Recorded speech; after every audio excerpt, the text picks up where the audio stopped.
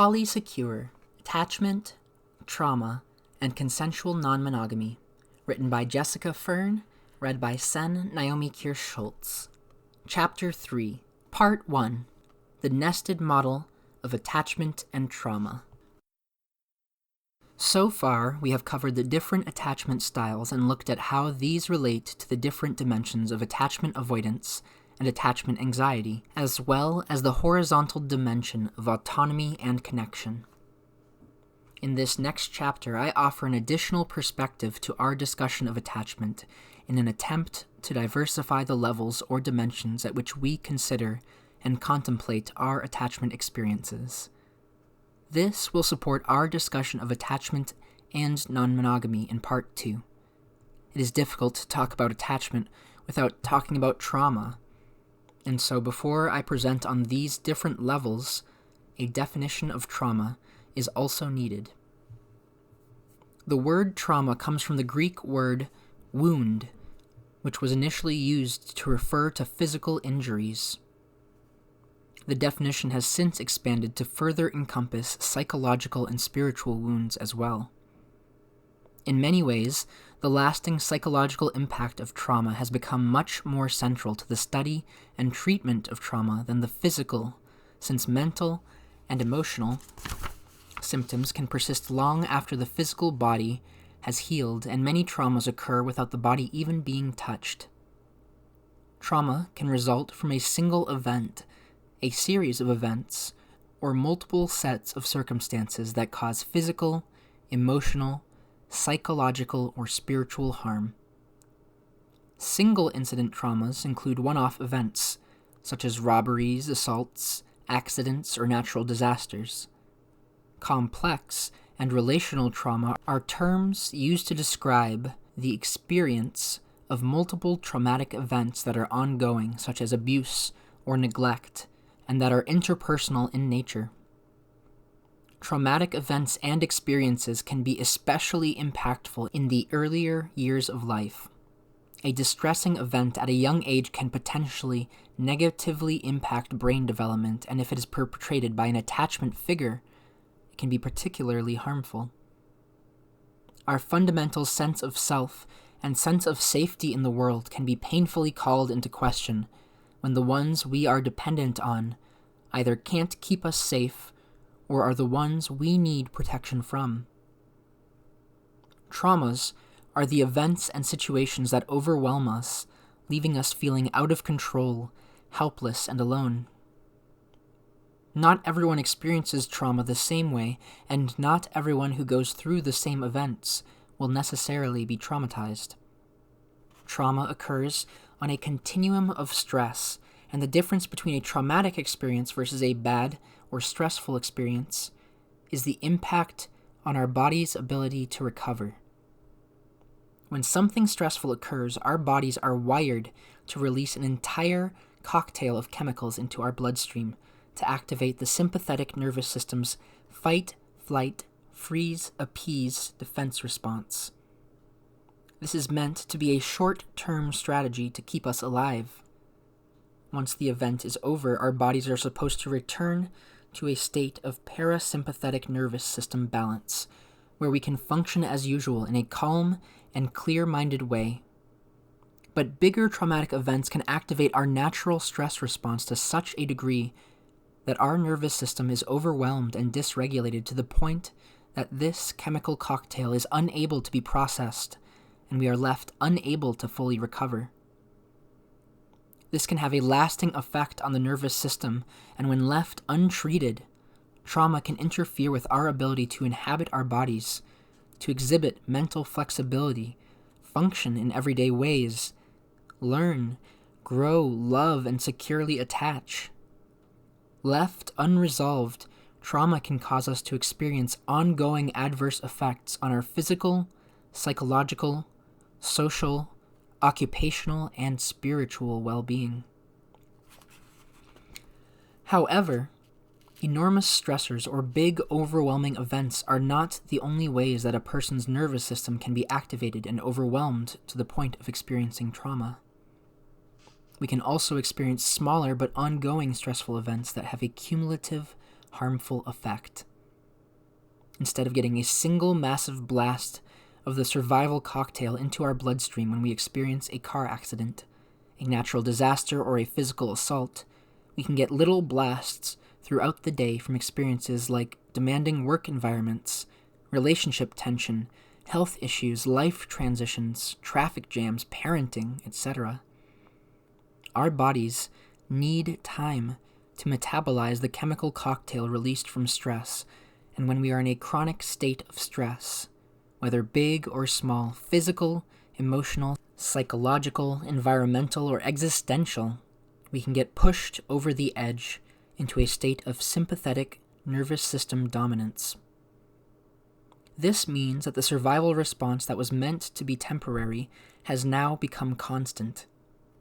The threat that we experience does not even need to be real, but the repeated perception of a threat, day after day, can push our nervous system into a traumatized state. When this happens, we are living in survival mode, stuck in sympathetic dominance and unable to access our ability to recover and thrive. Some trauma experts have begun to further simplify the definition of trauma, framing it as the experience of broken connection. From an attachment perspective, this makes sense, since broken connection with an attachment figure could mean death to an infant or young child, and so being disconnected from our attachment figures can be in and of itself traumatic. But the trauma of broken connection also occurs through the massive disconnection that someone has with their self and another when enacting interpersonal harm. Attachment is related to this, since having a history of secure attachment acts as a protective buffer against trauma. Research shows that in the aftermath of trauma, people who are well connected with others are more likely to recover faster and less likely to experience post-traumatic stress disorder. Conversely, people with a disorganized attachment history are more likely to develop PTSD after traumatic experiences. Seeing trauma as a result of broken connection also makes it difficult to tease trauma and attachment apart from each other, since the absence of safe, nurturing relationships can lead to trauma, and having safe and nurturing relationships can serve as a shield in the face of other traumas. As you will see in the nested model of attachment and trauma and attachment wounds are not just an individual or relational experience. They also stem from the world we are in, where injustice and power imbalances still exist and where generations of cultural and collective traumas have been unaddressed, all shaping and informing our experiences. The nested model of attachment and trauma. Attachment unfolds over multiple levels of the human experience. When referring to different levels of experience, I am pointing to the different dimensions or aspects of our human experience. Self, relationships, home, local communities and culture, societal, and the global or collective. These levels may seem separate and different from one another, yet they are all interconnected, with each level acting as an important ingredient to our experience and informing any given moment, as well as the decisions that we make. To offer a simple example, if I am looking to buy a new car, there are several different facets or levels of my life that can influence my decision. At the self level, I might think about which car most appeals to me based on my individual preferences, likes, dislikes, needs, and what I can afford. If I expand beyond my personal perspective to the relational level, I will consider which car would be best for my family, including my son's needs. Additionally, the cultural level informs what kind of car I would consider purchasing based on how I do or do not want to be perceived by others. The range of cars I have access to in the US falls under the societal level, and considerations such as electric versus gas come under the global or collective level. In discussion of the nested model of attachment and trauma, I will refer to the different facets, dimensions, or perspectives of our lives that coalesce into the whole of our experience, even if we are unaware of them. The current literature on attachment predominantly focuses on the self and relationship levels. That is, on identifying our individual attachment styles and considering them in connection to our relationship experiences. Concentrating on just these two levels of experience is perfectly understandable, since our relational level experiences of having our attachment needs met or not shape how the self is formed and developed. Subsequently, the attachment style that arises at the self level feeds back into the relational level, informing how we show up within our relationships. In many ways, we can see attachment as a nice feedback loop in which relationships shape the individual, and individuals then shape their relationships, with relationships further reshaping the individual, and so on, repeatedly. We could easily keep the discussion limited to these two levels, but there are additional facets to our experience of attachment and trauma that are important to explore. The levels of home, culture, society, and the collective all factor into how safe and secure we feel in the world, with others and within ourselves. If we fail to include these levels in our understanding of attachment and trauma, we run the risk of either reducing experiences that impact attachment to the self or relationship levels when they are actually occurring at another level, or we run the risk of missing these factors altogether. For example, consider poverty, gender expectations, or institutionalized birth practices, and how each of these may impact attachment and trauma. Since all of the levels of experience are not actually separate from one another, each level interacts with and influences the others, I have chosen to present them as nested. Figure 3.1, the nested model of attachment and trauma. I'll include a link in the description. Self level. The innermost circle represents you, the individual self, who has a certain temperament, a one-of-a-kind genetic and epigenetic expression, a specific attachment history, and a unique way of experiencing those attachment styles. This circle holds the interior experience of your thoughts and feelings, how you see and identify yourself, and how you perceive, interpret, and think about others. Here reside all your skills and abilities, as well as your longings, aversions, hopes, and fears. All of the ways that you do or do not take care of yourself reside in this circle, as do your capacities for introspection and reflection, and all the ways you either do or do not feel grounded, secure, and safe in your own being. Relationship level. This level refers to your one-on-one interpersonal experiences with your parents, family members, close friends, lovers, and partners. It holds the quality of interactions that you have had with your attachment figures, how you have been treated and how you have treated others. When we talk about our attachment needs being met or not met by our attachment figures, we are referring to this level, and it is what happens at this level that then flows down and transfers to the self level, affecting whether we take on more secure or insecure attachment adaptations. The self level also impacts this level by influencing the ways that we show up in the relational space.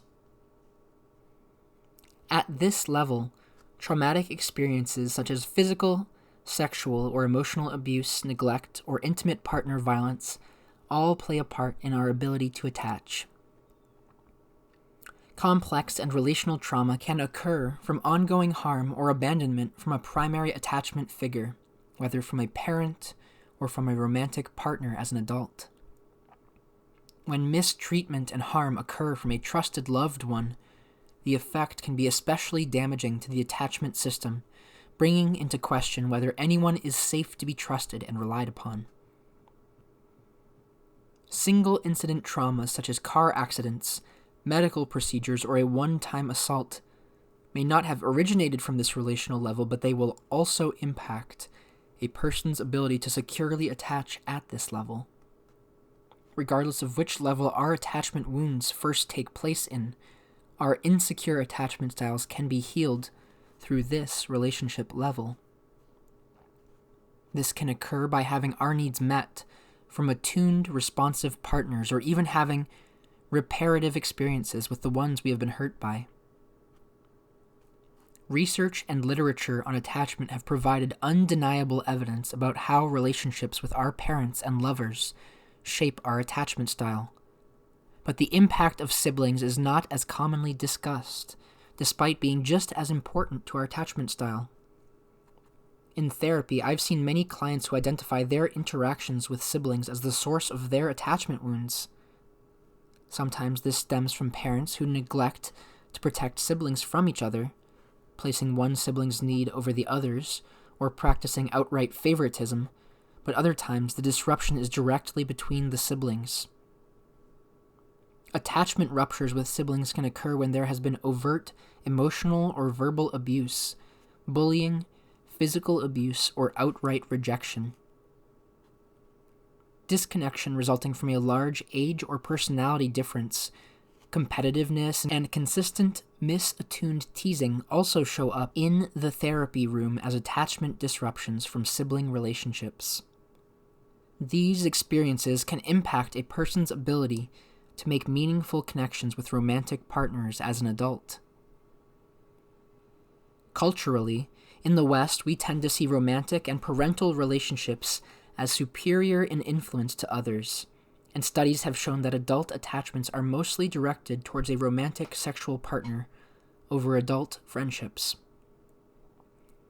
But our relationships with siblings or close friends can function as some of the most important attachment bonds that we have. For many, a friend or sibling can serve as a primary attachment figure, and when there has been attachment wounding with partners or parents, it is these very connections that can provide the corrective attachment experiences and healing from the attachment disruptions we've had with others at the relational level. Friendships that function as a primary attachment can also leave a painful mark on one's heart and a significant attachment disturbance when there is betrayal, dishonesty, ghosting, or drama that ends in the loss of the friendship. Death or loss of a close friend can create massive shockwaves in our attachment systems. Home level. This next level goes beyond the one-to-one interactions at the relational level and considers the ways in which our family interacted as a whole and how our actual physical home impacted our attachment. This includes the number of people in your home, the type of home culture and place you grew up in, how many generations of family were living in your home, whether you had to go back and forth between your parents' homes due to separation or divorce, and whether or not you even had a home. These factors can all have a supportive or straining influence on your ability to attach and feel safe with the people you live with. Were you one of 8 siblings and felt like there was an abundance of love and attention? Did you always have someone to talk to or play with? Or were you one of 8 siblings who competed for food or attention, and your needs easily got lost in the crowd? Were there multiple generations in your home which might have filled the gaps or created a bridge between you and your parents? Or did having a multi-generational home detract from what your parents were able to offer you? Were there sick people in your house? Did you have a blended home with step-parents and step-siblings? Were you an introvert, self-level, living within a family of extroverts, or an artist living with a family of scientists? Were there pets in your home that you bonded with, or pets that you were allergic to? What habits and routines did your family have, and how did they impact your attachment experience? All of these experiences at the home level can influence our sense of belonging and whether or not we feel safe and secure within ourselves, our relationships, and in the world. This level also includes the physical environment, such as whether or not you liked your childhood physical home and bedroom if you had one and felt safe there. If the home was too messy or too clean, too quiet or too noisy, or otherwise not well matched with you, it could potentially create stress and tension in the nervous system, prodding us into survival stress responses.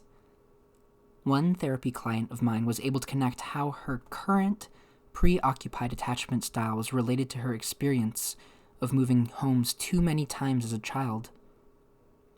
Her relational level experience of attachment with her parents was very secure, but moving homes 4 times in just a few short years created a sense of constant underlying uneasiness in her body due to the repeated loss of friends, school, and home.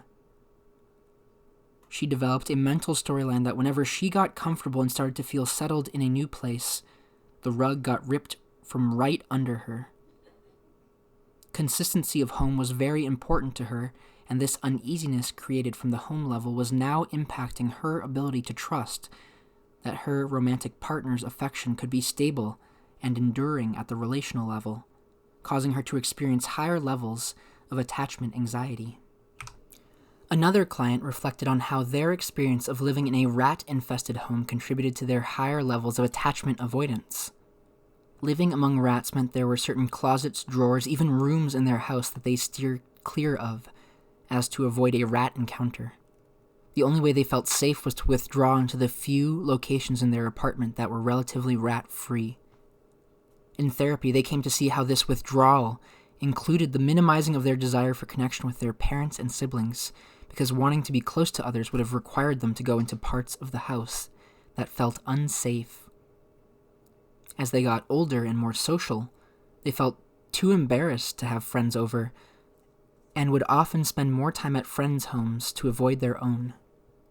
The shame and embarrassment that they experienced at the self level because of their home level environment contributed to higher levels of attachment avoidance and discomfort with intimacy at the relational level. As this client and I processed through their early attachment experiences at the home level and restored a sense of safety in their nervous system around what it felt like to be in their home now, they were then able to shift into more secure functioning at the self and relationship levels. Local culture and communities level. Sometimes, stressors, traumas, and attachment struggles come from beyond the home, relational or self levels, and instead stem from the culture and communities that we are embedded in.